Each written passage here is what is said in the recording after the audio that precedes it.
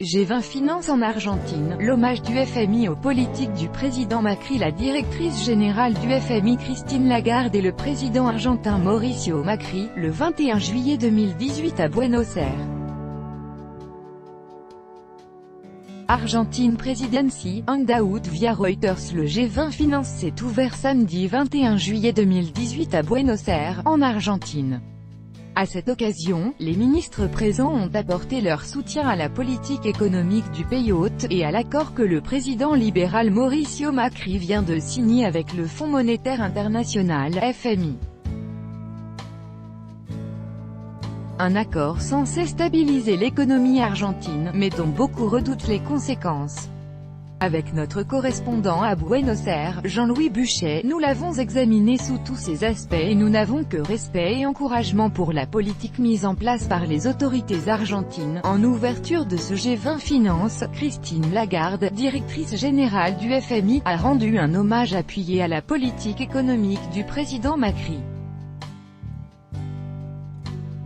Normal, puisque ce dernier, alors que son pays faisait face à une fuite de capitaux et à une dévaluation du peso de 35%, a obtenu en urgence un crédit « stand-by » de 50 milliards de dollars du FMI.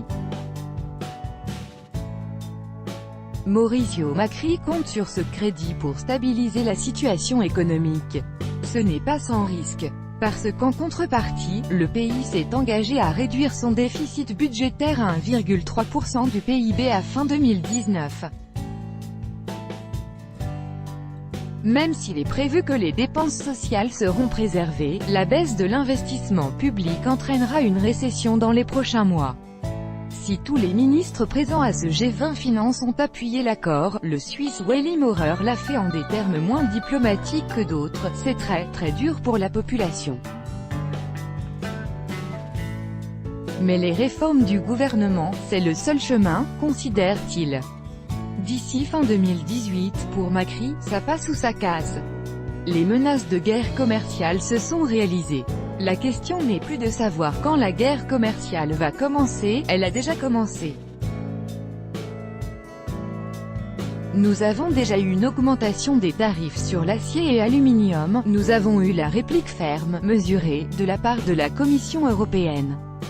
Donc maintenant, la question est de savoir comment est-ce que nous sortons de cette guerre commerciale. Présent au G20 Finance, Bruno Le Maire évoque la guerre commerciale américaine 22/7/2018 par Jean-Louis Buchet. Écoutez.